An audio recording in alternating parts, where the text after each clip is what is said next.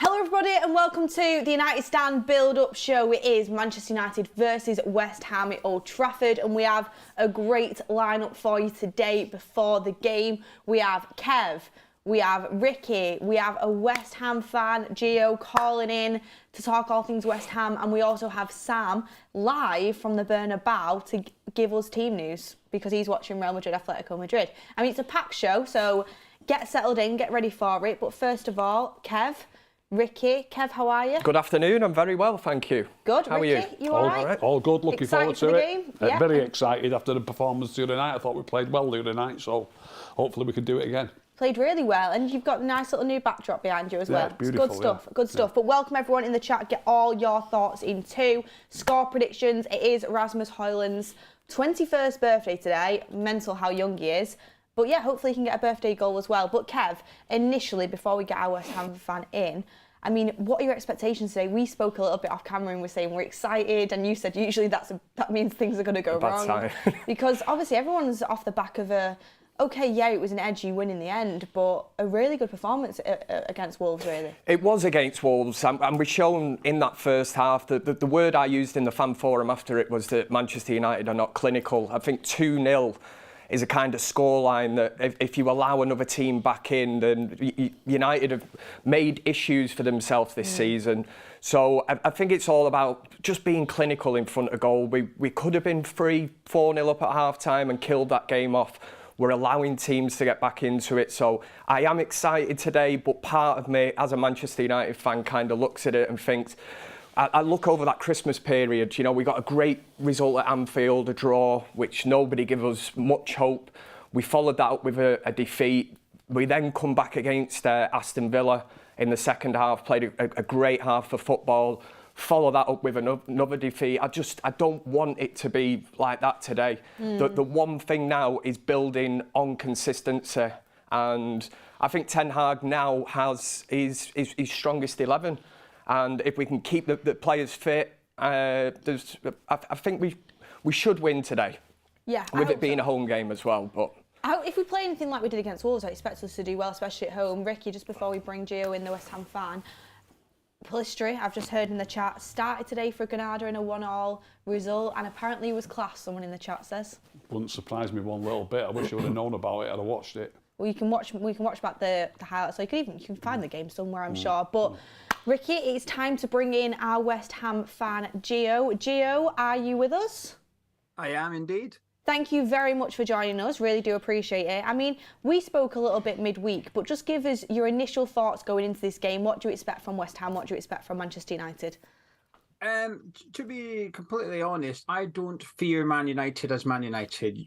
Years gone by, this was a write-off, and you went to Old Trafford, and if you could get a point, you were buzzing and you celebrated it like it was a win. And when we played you at the London Stadium, which was just over a month ago, just before Christmas, I didn't fear Man U. In that opinion, that feeling was justified because it was a comfortable 2-0 win for us. You had no X factor on the day. And Man United, I'm used to seeing superstars turn up and players with the ability to win the game on their own. And usually you've got 5 or 6 of them in your team. But that day, you just had nothing. It was very pedestrian from you, and it was quite comfortable for us. But going into this one, while I don't fear Man U per se, I do fear David Moyes.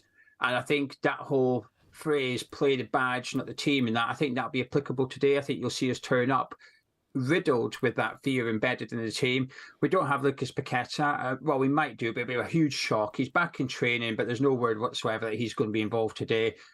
And we played Bournemouth on Thursday, and we were lacking creativity. We had nothing, and that was Bournemouth at home, and we were playing with the shackles on in that game. So coming to your place, and David Moyes before the game in the press conference has said about how difficult Old Trafford is to go to.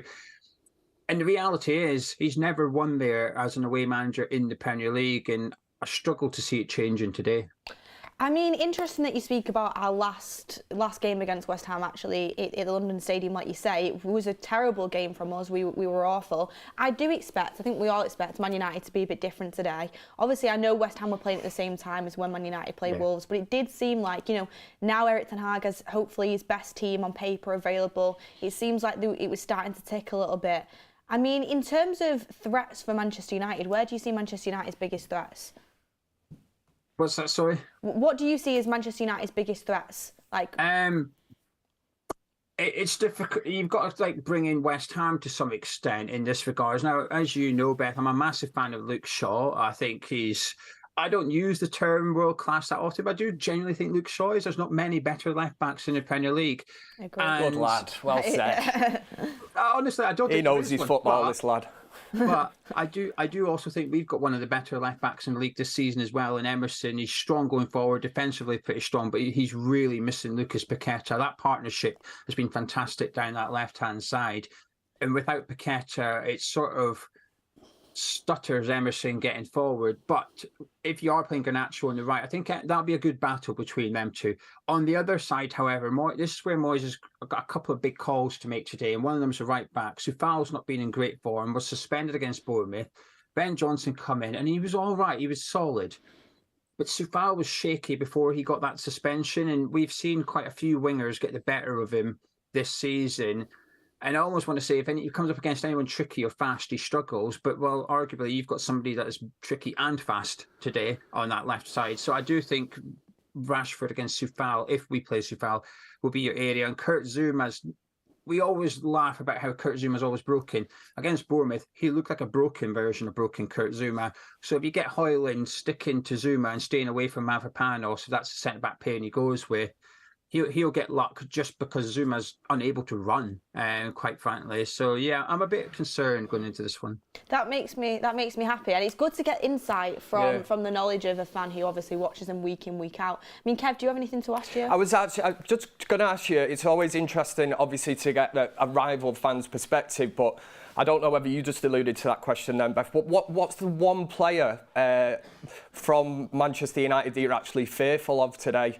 The one that you think can actually kind of hurt you, do the damage?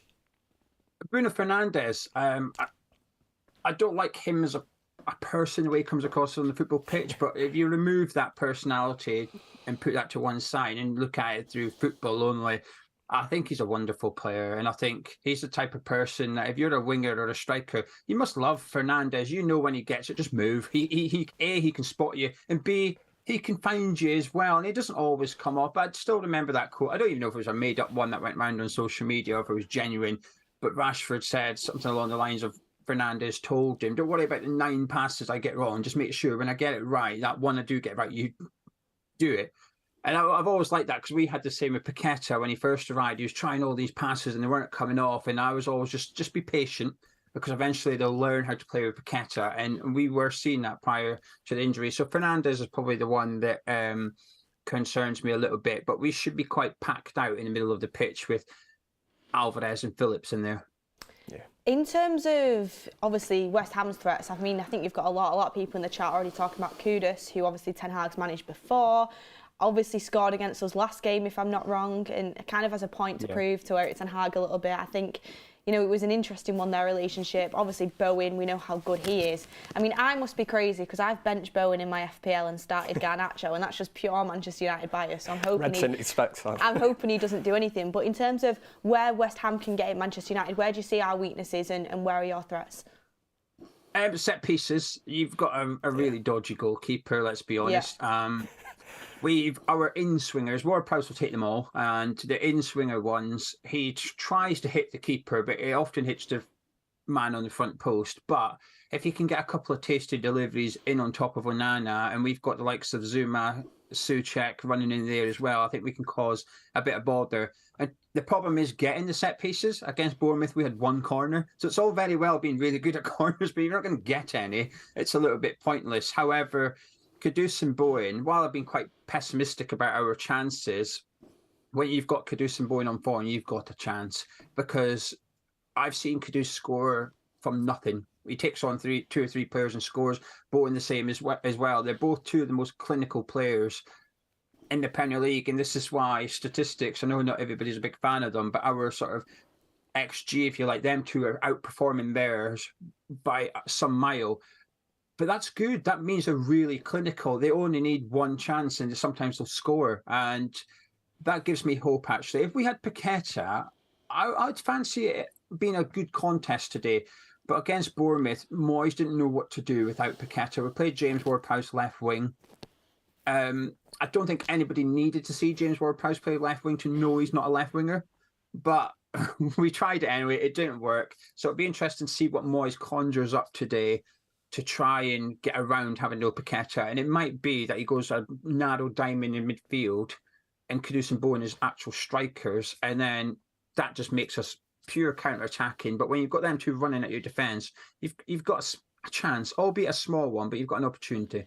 It will be interesting actually, because I wonder whether he'll rest Martinez and play Maguire, which will obviously give us, because Martinez is just coming off the back of an injury, which would obviously doesn't give us as much quality on the ball, but it gives us somebody in the box who's going to like mop up, a lot of the set pieces or crosses and corners and stuff. And then I also look at it and I think, we've seen Anana concede some dodgy free kicks, James Ward-Prowse, that is a scary situation. But lastly, Gio, don't want to keep you any longer. Quick score prediction. 2-1 Man U. Unfortunately, it's the David Moyes factor. If we had Paqueta, I'd be going for a draw, but we don't, and we've got David Moyes, and I just don't think he'll try and win today. I think if you offered Moyes a draw right now, he'd bite your hand off for it, and I get it. I just don't want to feel it from the manager. I'd rather have this fighting spirit. Let's go there and try and get 3 points.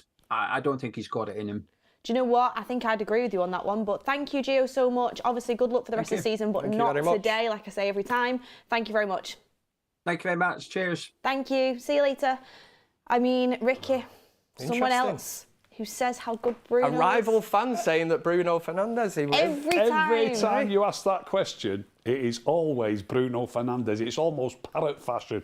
It's like they just learnt it and they've heard of, they keep hearing his name. That's all it's about. I could see Ricky tensing up when he mentioned Bruno. Ricky, they watch him. Yes, he does. No, he does. I messaged you a lot. Right. He does watch him. Anyway, I've got another point.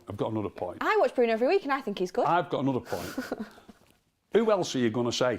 It's a team of 10 outfield players. You've got 4 defenders. You're not going to worry about them.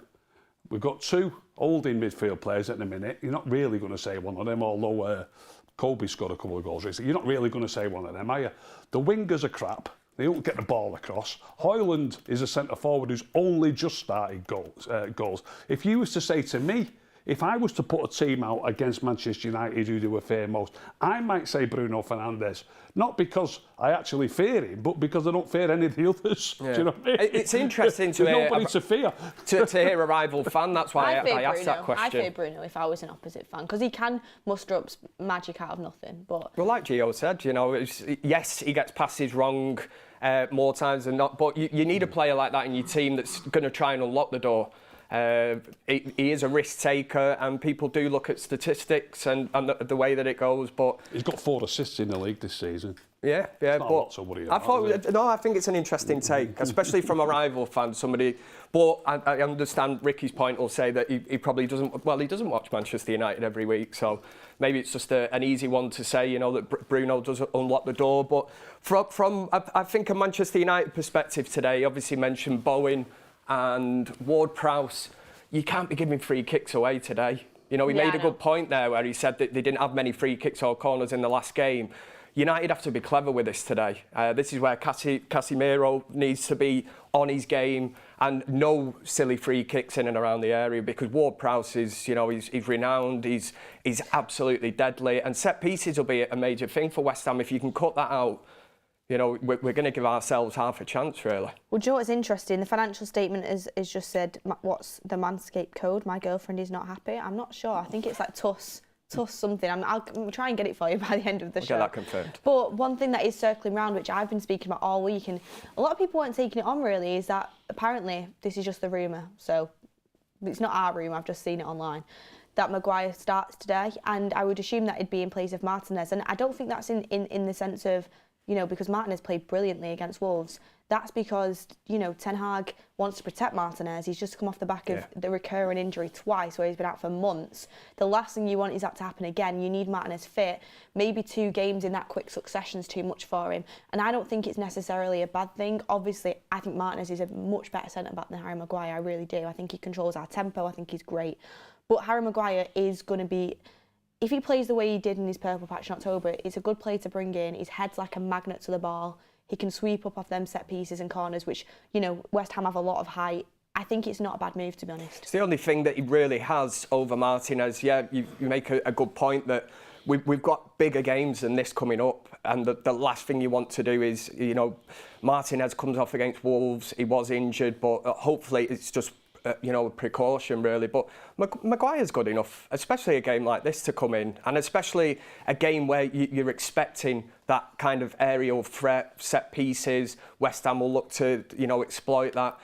Harry Maguire should be good enough to come into this game, and I think whoever you kind of put with Varane, it's shown that, you know, he's versatile in the way that whoever he plays with, he will play well. So I've got absolutely no problems. Have you, Ricky, with Harry Maguire starting? I've got no problem with Maguire starting, but then again, I'm not overly sold on Martinez as everybody else is. I think he's a good player. He's a very good player, and like Beth says, he does control the tempo a bit from the back. But when you're coming under a bit of pressure, I just think we've got other centre-backs that can deal with it better. And I think that's...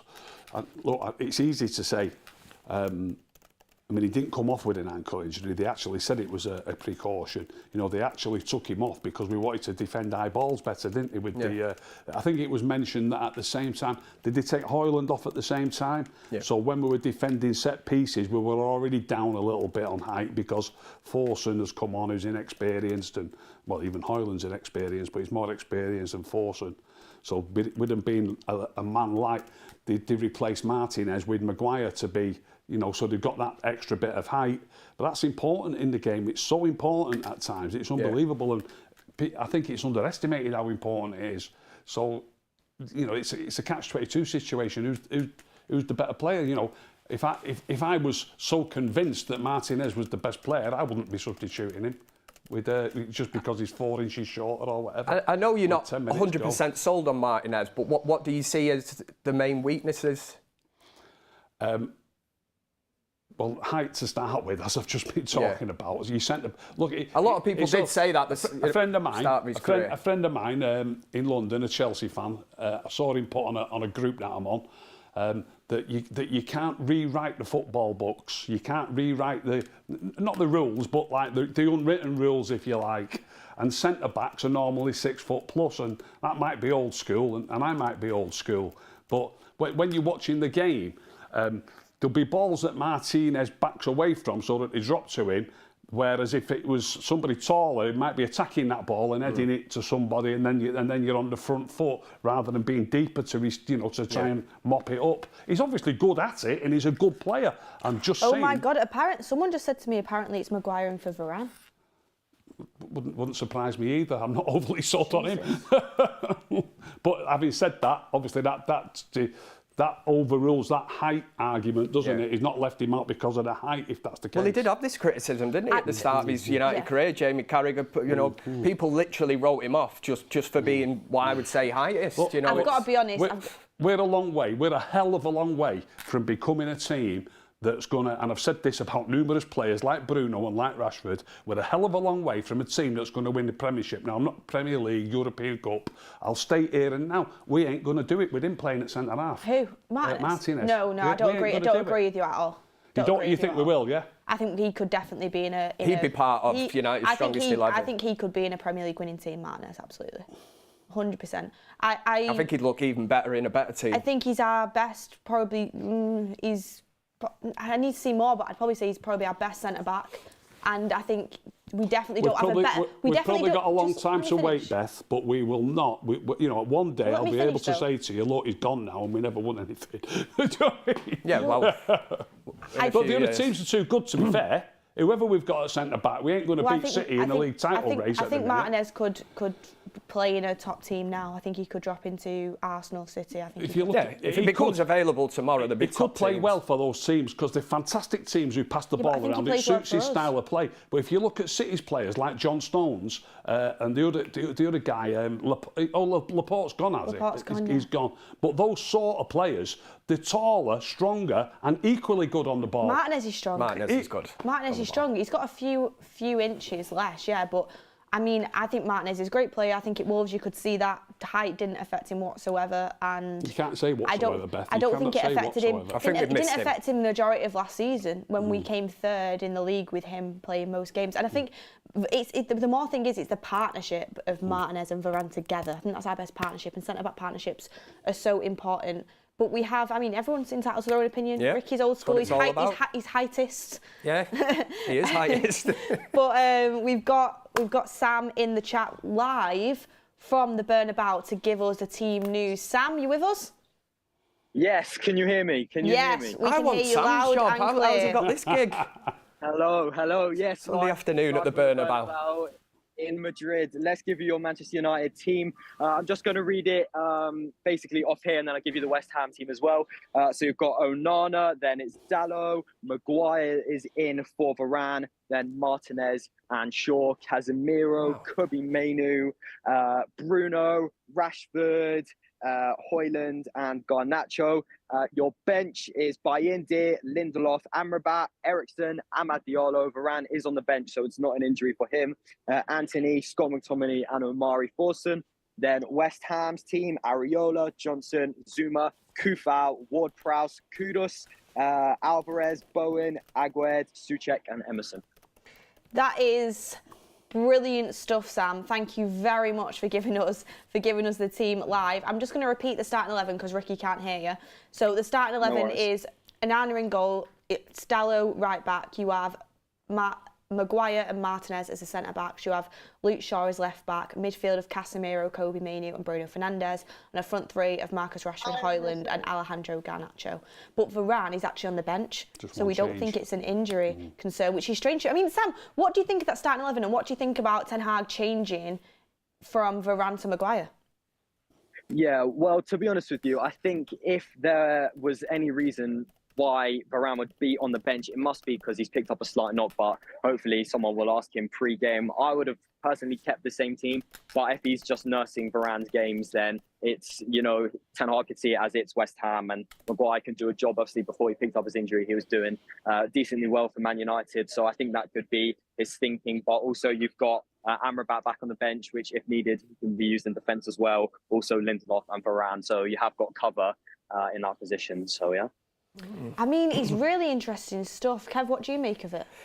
Well, a right curveball, I think, because you can't really compensate and say, oh, he's playing Harry Maguire for the height issue that we just mentioned before, because he's playing Martinez, you know, with Maguire, and it's Varane that's not playing. Like Sam alludes to, is it a knock? But you would look and think, well, if it is a knock, why is he on the bench? You know, are we not overlooking the fact that Varane's been in and out of the team all season and on the bench a lot during that period? It's not new. This isn't the first time. This isn't new. Yeah. I think the manager, like me, is not oversold on Varane.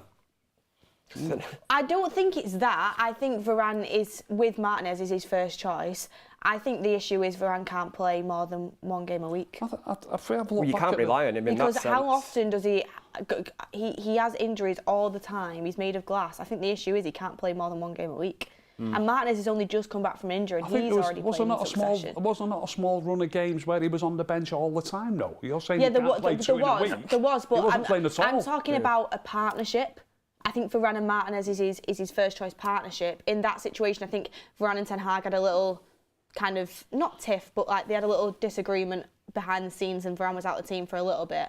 But then he's come back in and he started. I think Varane and Martinez is his first choice partnership. My personal opinion, and this is just me, I wish I could ask the manager, I think Varane can't play more than one game a week, which is sad, and that it does cause for concern. You think, is it time to move more on in the long summer? term? You can't afford to have a centre back, I'm sorry, on 350 grand a week who can only do one game a week and is always injured. I'm not saying, to be fair, he's not been injured that much this season, but it is frustrating when someone's in and out of the team, you can't rely on them. But Sam, any final thoughts and score predictions from the Bernabeu?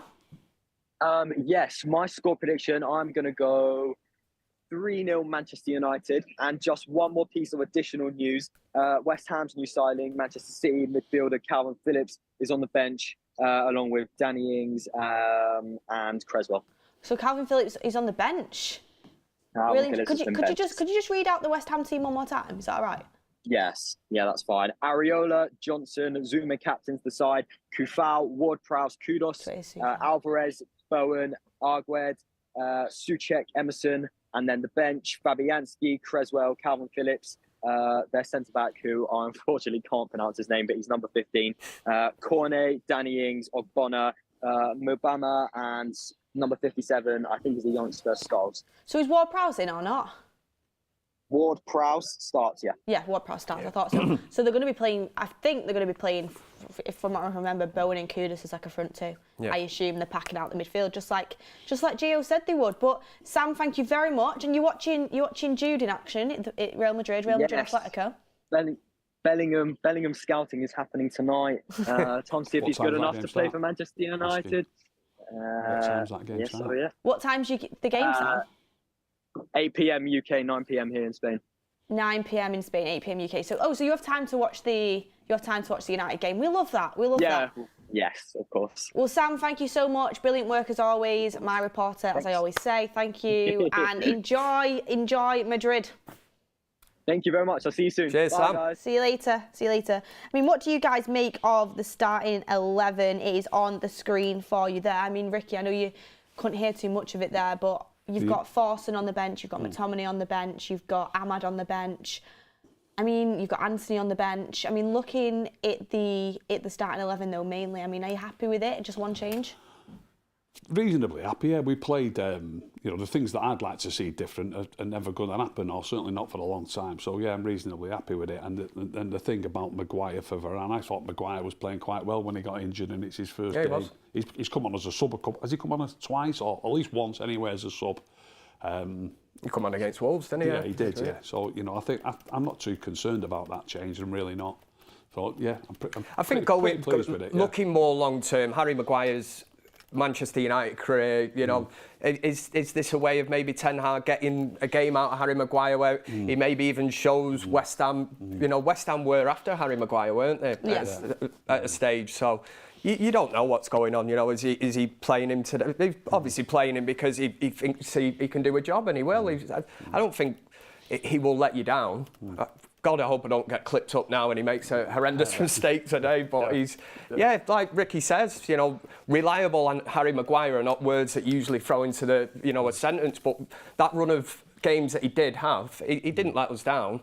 And he's going to be playing with Martinez. I think that's the main surprise today was going to be, is Martinez going to play? It was, I think a lot of us thought Martinez wouldn't play, so that it'd just be a straight swap, that one change. But it's interesting because, like I said earlier, Varane is not in the team, but he's on the bench. And again, I always think if you're fit enough to be on the bench, you're fit enough to play. Yeah, I'm not. Is Ten Hag looking at this now, this kind of top four, charge towards the end of the season and thinking, I'm going to have to start playing the likes of Maguire and now mix it up at the back because, like you rightly said, Beth, you can't rely on Varane because he has had horrendous injury problems. So maybe he's just wrapping him up in cotton wool for this kind of running towards the end of the season.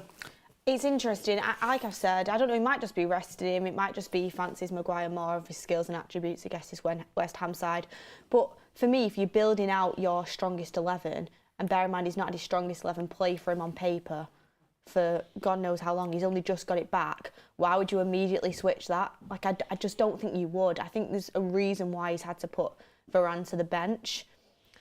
I don't know, we'll have to see what Ten Hag says, but for me, it's just, I think Varane's a good defender and I really love his partnership with Martinez, but it's just so frustrating when you're paying someone that much money. I mean, any player, but you're paying him a lot of money and you're not completely reliable to play consistently, and that's something that Ineos and Sir Jim's going to have to address in the summer. As much as I love Varane, I think he's Rolls Royce, but it's not sustainable. He's not getting any younger, and you think even for next season, there's obviously rumours that Manchester United might offload some of these players that are on massive wages. Obviously, Ineos are going to come in and they're going to look at player contracts and the kind of thing, and more long term, even I have to keep getting his name wrong. And Varane as well, on mega wages. They will look at this, and for the long term of Manchester United, it's not going to be sustainable, is it? So maybe a Varane, they'll look at that and think, at the end of the season, if an offer comes in, he can go. Thomas Hopefully says, Ricky, is your glass always half empty? But I think Ricky just tries to not get himself too excited, so then when it happens, he's with it. But do you know what it is with Varane as well? There's so many rumours, like Romana was saying we could even buy 2 centre-backs in the summer. So, Varane and Maguire to depart could easily be on the case, or even Lindelof, who knows. Nick P thank you for your super chat. He says, sunburn in the winter, there's nothing more British. I don't think anyone's sunburnt here. Unless the lighting. He's talking about Sam, I think. Oh, he's talking about Sam. Oh, fair enough. You know, Madrid might be a bit warmer than Manchester. It sure as heck isn't going to give us any sunburn over here. Rudolph the Red says, love the Van Cam Kev legend. SK says, I'd have tried Willy Kumbuala, centre-back. Kumbuala looks good so far, but I don't think he's ready to throw him into a game yet. Sid RK says, tactics, I think he's talking a little bit like Ten Hag there. I mean, this game today is massive. West Ham have played 22 games, they're on 36 points. Man United have played 22 games, they're on 35 points. It's a 6-pointer. If Man United win this game, they go up into 6th place on 38 points. Tottenham are currently on 44 points, so to stay within touching distance of Tottenham, to be 6 points behind them, we have to win this game. It's a must-win. If we have any hope of closing the gap at least onto top 4, I mean, I don't think we're going to catch Villa or Spurs, to be honest with you. Definitely not Villa. But I think if we have, I'm watching them yesterday, I know it's Sheffield United, but brilliant. And Spurs as well are tough. I mean, if we have any chance, and even trying to nick that 5th spot in hopes it becomes available to the Champions League in the Premier League, we've got to win games like this. Like, we just have to, especially, you know, heading over to Villa Park in the following week. You've got to be getting results in games like this. So, Ricky, I mean, how exciting is it to think that United, realistically, to close down that gap, a lot relies on today? Well, it's such a tough league. It's difficult stringing, a long sequence of wins together. I did notice somebody before wrote that it was a Chelsea fan, a different Chelsea fan. He wrote that Luton have only lost 1 of the last 9. And the reason he put it on there is their only defeat was against Chelsea. So even Luton have only lost 1 out of 9, if that's correct. I know they have been doing well recently. But obviously we're a much bigger club, supposedly with better playing staff. I believe if we could just string together, I mean, I've not looked 7 games ahead. I don't know who these games are against. But if we could just string together, say, 7 games that we could win on the bounce, that's 21 points. I believe those teams, like Spurs and Villa, are almost certain to drop at least 5 or 6 points during that period. If you could just string together 6 or 7 wins on the bounce, I think you'd be right in the hunt for finishing in the top 4 or 5, right in the hunt. You'd be right on the coattails. That's just down to us. And now, you know, you're talking about us being back to full strength and how much you love this player, that player, the other player, not to mention any names. You know, it's about time we strung together 6 or 7 games on the bounce that we won.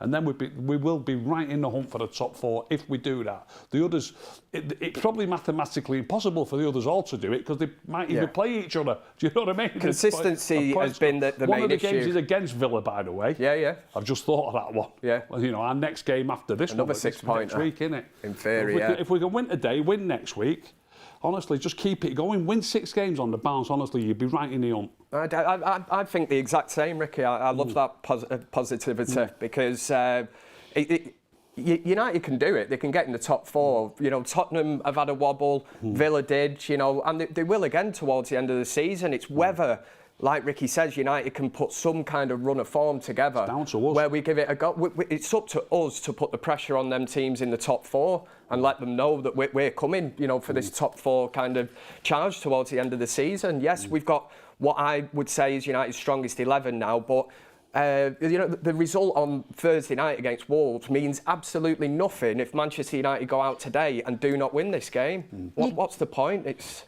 We were saying that on the forum, and you're absolutely right, Kev. The whole thing now is we've had so many times where we thought, you know, now we're going to kick on, now we're going to go on a run. We have to go on a run. We can't do this 1 step forward, 2 steps back sort of thing that we've been doing all season. It's so frustrating. It's not sustainable. And we're at Old Trafford, the crowd's behind us. OK, yeah, West Ham are a good side, but they've not got Paqueta, which I think is for me, one of their better players who kind of pulls the strings for them. Obviously, they've got threats. They've got some good players. I've said this about West Ham. But I think Man United, the team we're putting out, we should be winning that game. Well, Gio mentioned, didn't he, set pieces will be a major thing for West Ham. It always has been. So for me, you have to nullify the threat of Ward-Prowse in and around that box. Like I said earlier, no silly challenges. Don't be giving away stupid free kicks on the edge of the box. And Anana as well really has to do better today because he's been poor. He's been poor.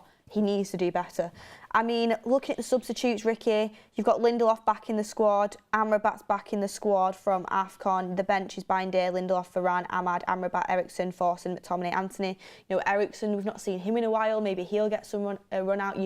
You like Ericsson, and I think if you're using Ericsson for a short span of time, he can be really influential. Yeah. For me, he's not a starter, but if you can use him for like 30, 40 minutes, 30, 20 minutes even, I think he can really make an impact with the way that he plays football and the vision he has. So that's something that we can sort of look at into how we can make an impact into the game. But Ricky, a lot of talk about Anthony being poor. I mean, his cameo against Wolves was poor, and I don't know if you've watched the game back, but he was the person who gave the ball away for when Neto broke and scored, and it was just really poor play and just didn't have a good time with it. I think a lot of the fan base are quite frustrated with him at the minute. If you're looking to the bench to maybe switch out a Garnacho or a Rashford, which Ten Hag tends to do around the 70th minute, who are you going for? Is Anthony on the bench again today? Yeah, and is Ahmad on the bench? Yes. Well, without a doubt, he'll go with Anthony, but I would give Ahmad a shout. And Yeah, I really me don't. too. I really cannot imagine for the life of me what he's concerned about not giving this kid Holding some him sort back. of time. Look, there cannot be much between them. If he's worried that Ahmad's better. Yeah, I in my believe he is. opinion. I believe he is from what I've seen. But the manager's got for the lack of game time that he gives him, and I know we paid such a hell of a lot of money, and it's his choice, that player.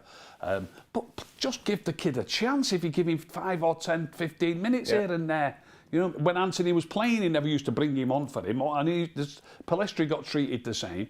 There really isn't that much to choose between them. And you know, like you've said, I agree with you. But even if the manager surely can't think that Anthony's miles and miles better. Even if he thinks he's a little bit better, what's the problem with giving somebody... Every time you make a substitution, the idea of picking a full-strength team is you think those are your best 11 players. Yep. So every time you make a substitution, you should be slightly, in your own mind, you're slightly weakening your side. Yeah. Every time you make a substitution, what's wrong with giving a kid a run?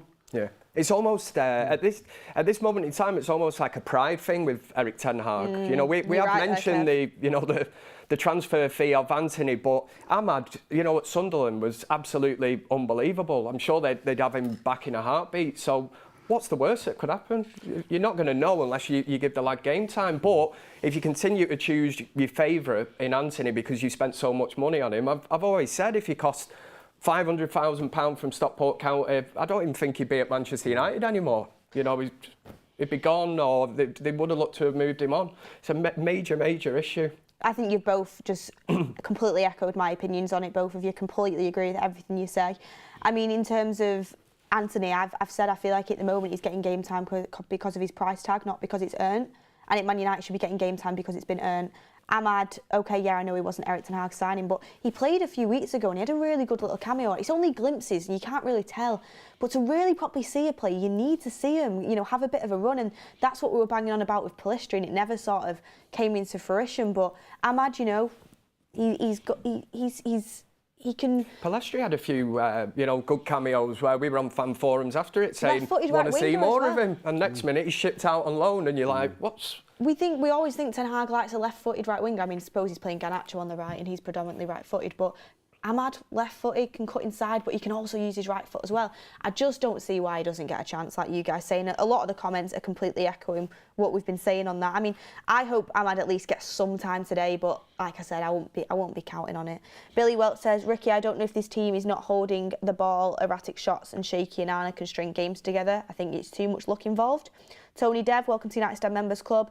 Rajif says, we moved to 20 minutes FC to 60 minutes FC. Positivity. I mean, exactly. We did drop off after the hour mark. Ten Hag said that at the Wolves game. So not let that happen today. Hopefully we'll see the game out properly this time. And honestly, I just want to win a game more than a 1-goal margin, but I don't think it's going to happen, Kev, do you?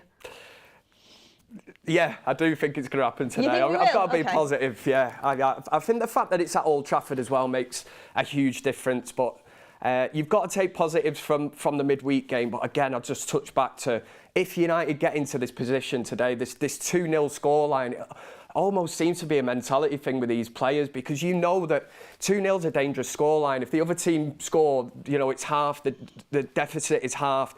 and they get their tails up. And it happened against Newport. You know, midweek again, we get the win late on, but you know, at 3-3 at that point, you are literally tearing your hair out. You're thinking, this team again has let me down. You know, you're going absolutely crazy. But it would be nice. It'd be nice to have a comfortable win today, but.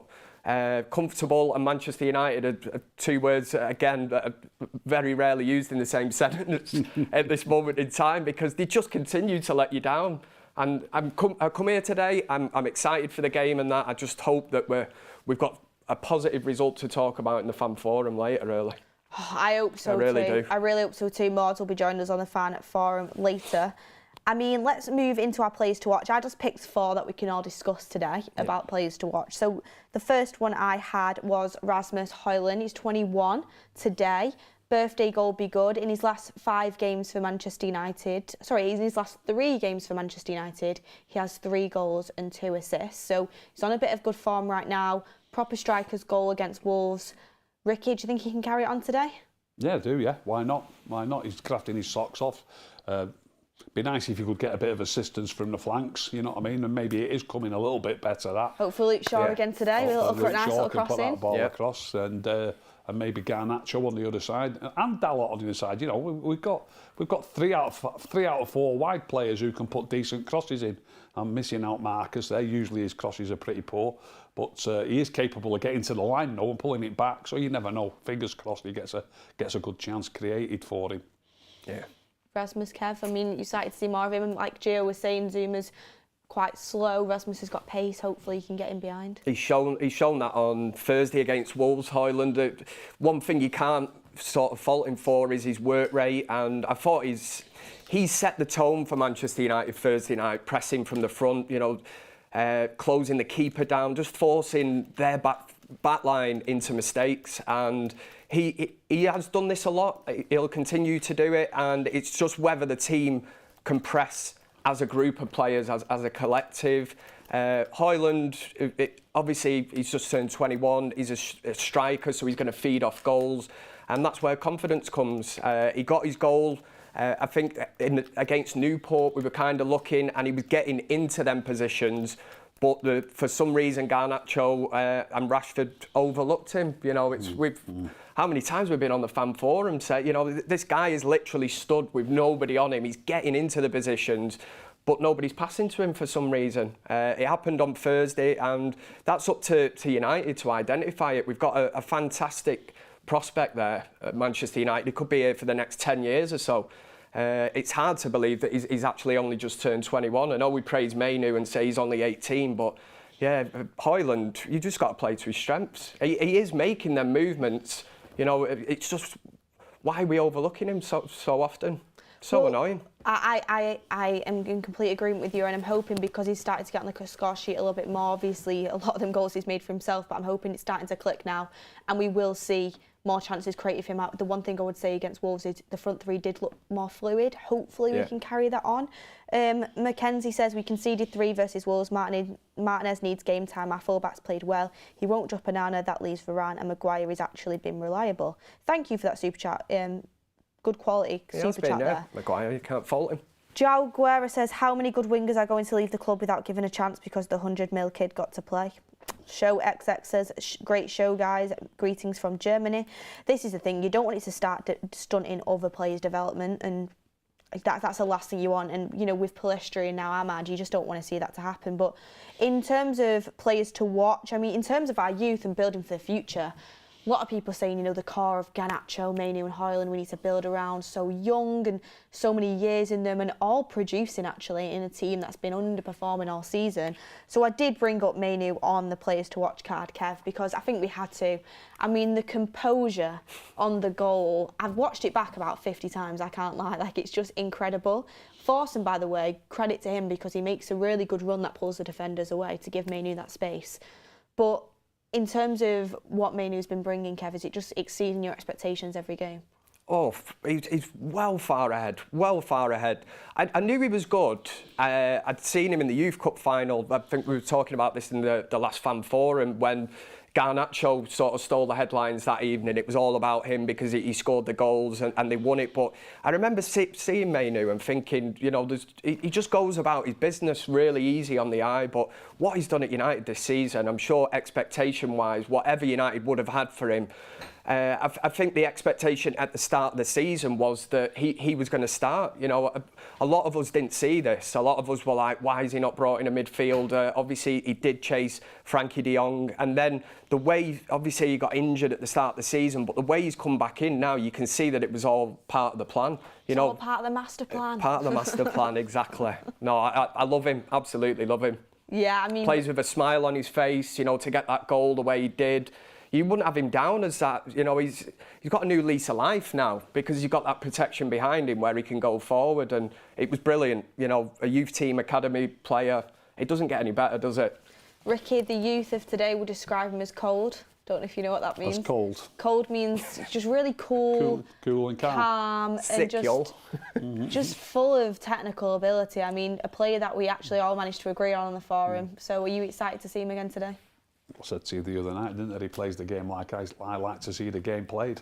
That's why I like him. If he was, I don't. Is that when you were asking us why do we like him? Yeah, then? why do you like him? Would you take him to England, Ricky?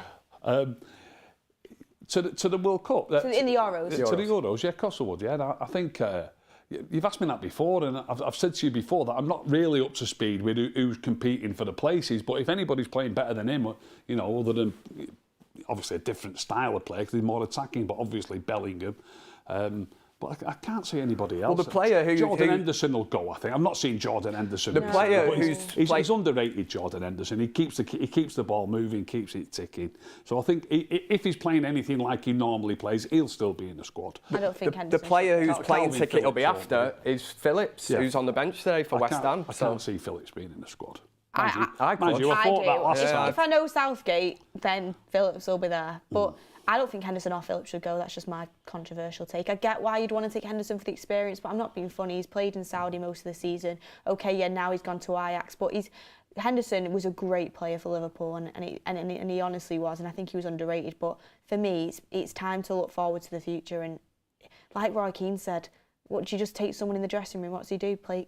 Do card tricks for him all? He's not. You know, he's past it now, in my opinion. So if Mainoo continues the run of form that he's put in since he's come back into this team and established himself, if he continues this till the end of the season, it has to be on the plane. It has to be. And him against, you know, a midfield of, well, I mean, Calvin Phillips is on the bench, but a midfield of James Ward-Prowse. You've got Alvarez in there, who is obviously really strong and kind of tenacious. I think is Souček playing? Let me just double check the West Ham side. Yes, so you have. Oh, I can't see it, but yeah, I think Souček is playing. You know, it's a midfield that's going to be strong and it's going to be into the challenges. So it's going to be another good experience for him. I mean, next player I have on here is Andre Onana, and Ricky. The reason I've gone with Onana is because I don't think he's been as bad as everyone's making out, but he's been poor. He's not been good enough. And like I said, you know, West Ham are going to have threats off set.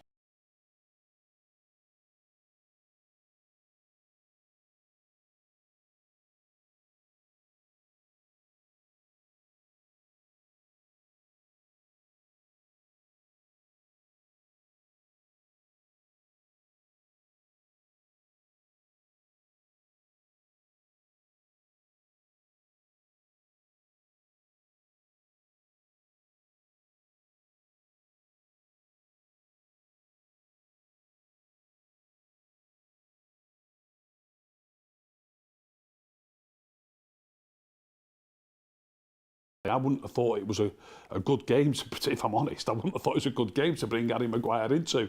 Obviously, it'll be handy from the set pieces, but not so much in general play and open play. So let's see how that goes. But getting back to the set piece situation. Sorry, Ricky, can you just repeat that? We just went off for like 2 minutes. I was just saying that it's a bit of a strange game to bring Harry Maguire into, because obviously his height will be handy on set-piece situations. They've got a great set-piece taker with Ward-Prowse, and they've also got plenty of height in the team that they bring forward for those set-pieces, so Maguire will be double handy in that situation. But the two strikers that will be up against are not particularly good in the air. They're more players receiving the ball or running onto the ball, Bowen and Kudus. So I think it's a tough game for Harry Maguire to come into. Not the sort of game I would have liked to have brought him into, to be dead honest. But on back to the set piece situation, James Ward-Prowse, fantastic delivery. Obviously corners, free kicks, the lot. We're going to have real danger, and then obviously direct kicks as well. I think he's one goal behind David Beckham, isn't it, to equal the most free kicks scored in the. Did you know that? Honestly, it'd just be pretty impressive. It'd just be so typical for it to happen at Old Trafford against United. Can I just point out one other thing about that, by the way? It's only about, when I say only, even though he's only one short of the record, I think Beckham holds a record with 18. I think he's scored 17. However long he's been playing in the Premier League, it only works out to 2 or 3 a season. It's not like you score a direct free kick every week, no matter how good you are. So, fingers crossed it's not today if he does get one in a dangerous position. Do you trust Onana in goal, Ricky? Some really good insight there on the Maguire analysis, by the way, but do you trust Onana in goal? Not fully yet, no. But look, I don't think he's as bad as. I think people who want to make him out to be terrible are making him out to be terrible, and people who want to support him are supporting him. Do you know what I mean? Yeah. I don't think he's as bad as. He made quite a lot of errors early doors that he should have done better with, but I don't think he's been too bad more recently.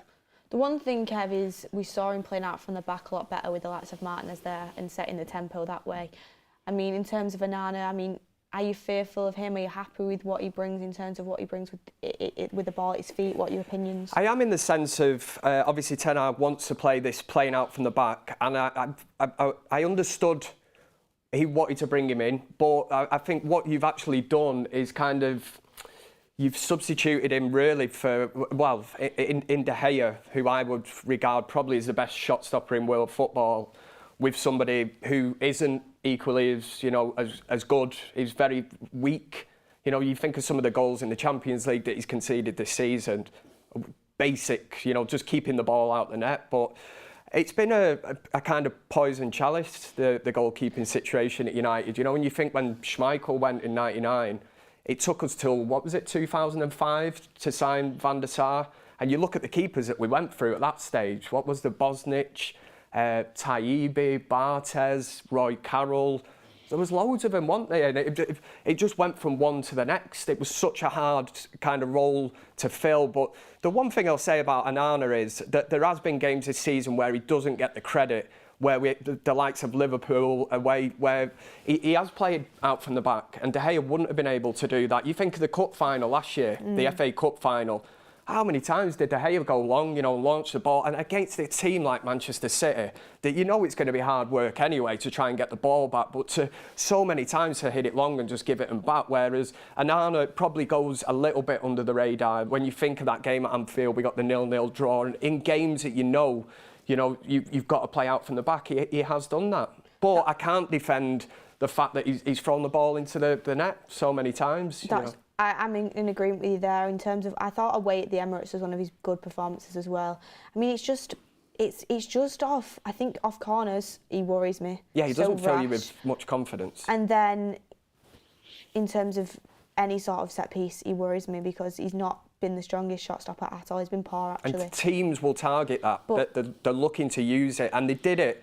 Remember David De Gea, when he first started at Manchester United, I remember him playing against Stoke. I find it crazy. And they got in his face, they stood around him, because they knew he was just a young goalkeeper. I do find it crazy, though, that he's been a summer and a winter transfer window and De Gea's still not got out of it. It is crazy, isn't it? It's mad. But, last player to watch quickly, because we are running out of time, I had Rashford down. The reason I had Rashford down is because Rashford is... The last times we've won against West Ham, the last 2 times we've won against West Ham, Rashford scored the winning goal, and Rashford has a goal or assist in his last 5 games. So, he's coming into a bit of form in terms of numbers. Ricky, I know you're not his biggest fan, but good game last time against Wolves. Same again for him, hopefully. Yeah, he definitely played better than normal. He's not my cup of tea, as you know. I won't say he was fantastic, but he certainly was better than he has been playing, and hopefully he can reproduce at least that level of performance that he did against Wolves. He had to, did he, on Thursday? Yeah, all the headlines, front and back pages, everything. Obviously, we've all had our say on it, but it was a huge call from Ten Hag to put him in. You know, we were surprised when we heard it. I think we're listening to Ricky on the build-up show, obviously. You weren't pleased about it. You know, what kind of an example is this setting to start Marcus Rashford? But the one thing he did was went out there and did the business on the pitch, and that's all I want. You know, I'm not player FC or any of this nonsense. You know, I just want Man United to win. So if he can be part of that, if he can bring goals, assists, whatever to Manchester United from now to the end of the season, I'll be delighted. Hopefully, he you know, put an end to all this nonsense. You know, the night out in Belfast and that. He needs to be doing it on the pitch because he's not all season. You know, he owes us from now to the end of the season, start putting in a shift, because so often he's been walking around on that pitch and we're not body language experts, but we've been looking and thinking this is not a great look at all. You know, he's just demeanour and the way he's been carrying on. He doesn't look happy. Yeah, especially with the Euros around the corner as well. You know, he needs to make sure he's playing well, so hopefully that continues. I mean, last but not least, we've got score predictions. Time has flown by on this show. Ricky, score prediction? I'll go 2-1 United. 2-1 United. Kev? 2-0 United. 2-0 United. Go on, Kev. Yeah. I'm going with 2-1 United as well. I think that's like the common scoreline for today. You don't think we'll concede, Kev? I love that. No, Harry Maguire's back, the Rock. Everybody get your score predictions down in the comments. I'll be very interested to know. Interested how that people Gio, are feeling. the West Ham fan, thinks that United will win as well. I thought that was quite a surprise, you know. I know, because usually teams are coming to Old Trafford now thinking they're going to beat us, and deservedly so because we've been poor, but...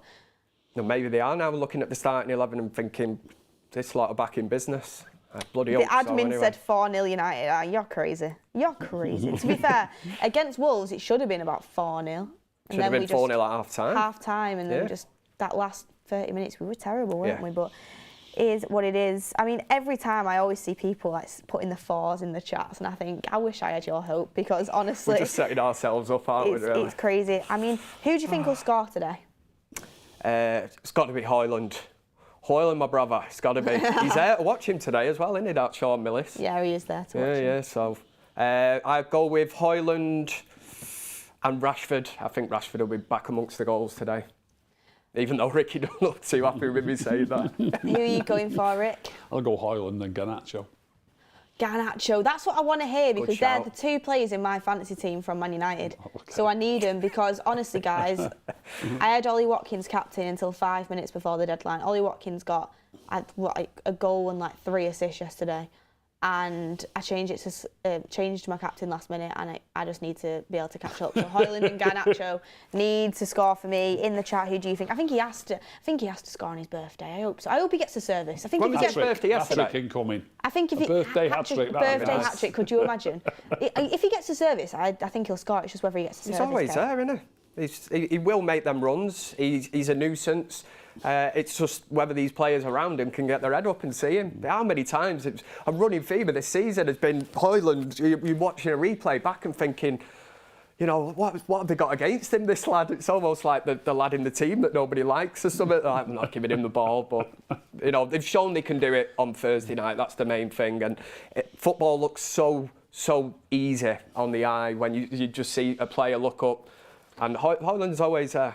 He'll keep making them runs. Well, hopefully we'll get the win. Mark is now live, everybody. So please go in, infiltrate the chat with happy birthday, Rasmus. We'll have that going in the chat. Ricky and Kev, thank you very much. We'll be heading off to the game now. Thank you. You've got the final score with Mark after the watch along, and then you've got this fans forum here with me, Ricky, Kev and Maud later. So stay tuned and come on United. See you later, everyone.